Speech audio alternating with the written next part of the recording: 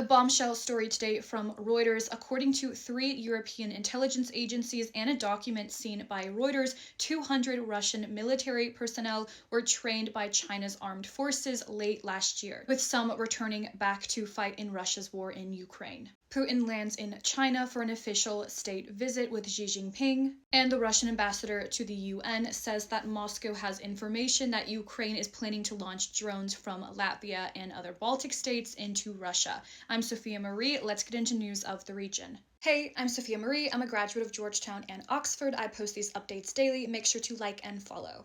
Okay, so first news today, Reuters reported that according to 3 different European intelligence agencies and according to a document which was seen by Reuters, around 200 Russian military personnel were trained by China's armed forces late last year, with some of them having returned back and fighting in the Russian war in Ukraine. Now, this is significant, as Reuters points out, because despite the fact that China and Russia have been holding various joint military exercises even after the Russian invasion of Ukraine began in 2022, China has tried to portray this image of it being like an impartial, neutral third party. So Reuters says that neither the Russians nor the Chinese have responded to the details outlined in the article. However, China's defense ministry did say this statement to Reuters, quote, "On the Ukraine crisis, China has consistently maintained an objective and impartial stance and worked to promote peace talks. This is consistent and clear and is witnessed by the international community."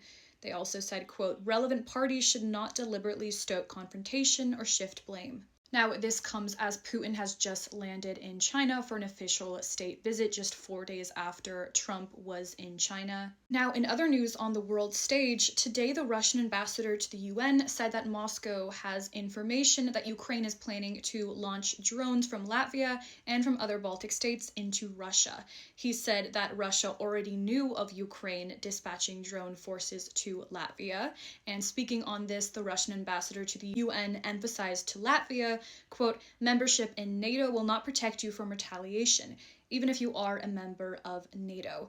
Now, in response to this, the deputy U.S. Ambassador to the UN said that the UN was, quote, "no place for threats against a council member," and said the U.S. will keep all commitments to NATO. Additionally, Latvia's envoy to the UN called this declaration from Russia, quote, "pure fiction." Now, lastly, this is really interesting from Kyiv Independent, talking about Sergei Lavrov's diminishing role in talks about ending the war in Ukraine. So it talks about how Sergei Lavrov really isn't in the know and isn't speaking to Washington officials as much as people like Yuri Ushakov and